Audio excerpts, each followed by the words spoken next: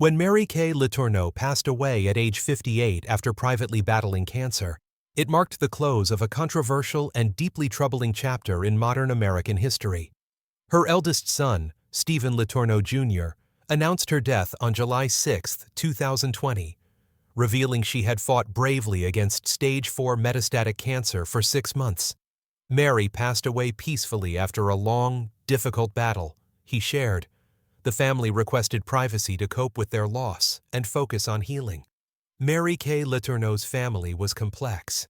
Alongside her 3 children from her first marriage to Steve Letourneau, she had 2 daughters with Vili Fualaau, the boy she once taught in 2nd grade and later married.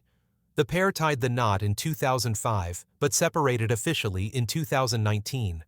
Her lawyer and longtime friend David Gurka remarked in 2017, "I'm not surprised they married, and I'm not surprised they later separated. That's just how life goes nowadays." Their relationship was widely known for its troubling origins. It began as a criminal case. Mary Kay was convicted of child rape and served prison time. Yet the story captivated global attention for decades, partly because she gave birth to their first child while on trial, and their second daughter was born during her incarceration. Reflecting on her choices years later in a 2004 CNN interview with Larry King, Letourneau said, "I didn't think it was a felony. I knew it wasn't normal, but I didn't fully understand the law." Her words hinted at the complicated mix of emotions and denial surrounding the case. In 1996, Mary Kay Letourneau was a respected elementary school teacher in Burien, Washington. Born Mary Kay Schmitz, she married Steve Letourneau in 1985, after becoming pregnant during their time at Arizona State University. Together, they had 4 children. Her background included a politically conservative family. Her father, John Schmitz, was a former Republican state senator and congressman from Orange County, California. Ironically, he himself was embroiled in scandal, having fathered 2 children with a former student while married. He remained married to Mary Kay's mother until his death in 2001.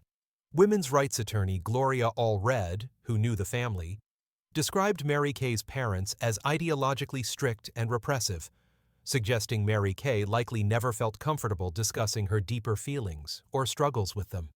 The young boy at the center of the scandal, Vili Fualaau, was barely 13 when their sexual relationship began.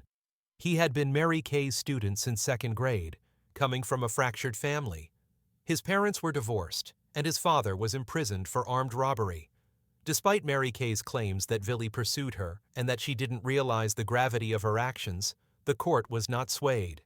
She later told the Seattle Times that their bond felt like a lifelong connection, comparing it to a sibling relationship. She said she never imagined it as sexual at first, believing one day he might marry her daughter. Letourneau pleaded guilty to 2 counts of 2nd-degree child rape, apologizing in court and asking for help. She received a suspended 89-month sentence with 6 months in jail, including time served, mandatory counseling, and an order to stay away from Vili, who was then cared for by his mother. However, less than a month after her release in January 1998, police found her and 14-year-old Vili in a car parked outside her home. The vehicle contained personal items, including money and her passport. It was discovered she had given Vili a pager to keep in touch.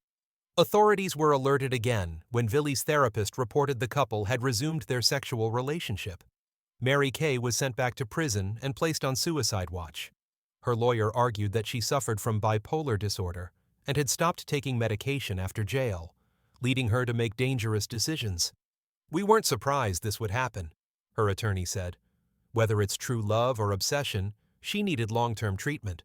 Meanwhile, her husband Steve Letourneau divorced her and moved with their 4 children to Alaska, describing the ordeal as devastating. "It's like taking a family photo off the wall and throwing it on the ground," he said, though he noted the children were coping with their anger. Mary Kay and Vili's daughter Georgia was born in prison later that year. Both girls eventually lived with Vili's mother. The Letourneau case became a cultural touchstone, inspiring 2 TV movies in 2000. Unauthorized, The Mary Kay Letourneau Story on Fox, and Mary Kay Letourneau, All-American Girl on USA Network, starring Penelope Ann Miller. Mary Kay Letourneau's story remains one of the most infamous and complex cases of teacher-student misconduct, marked by crime, prison, love, and controversy, that spanned decades and sparked debate about boundaries, mental health, and justice.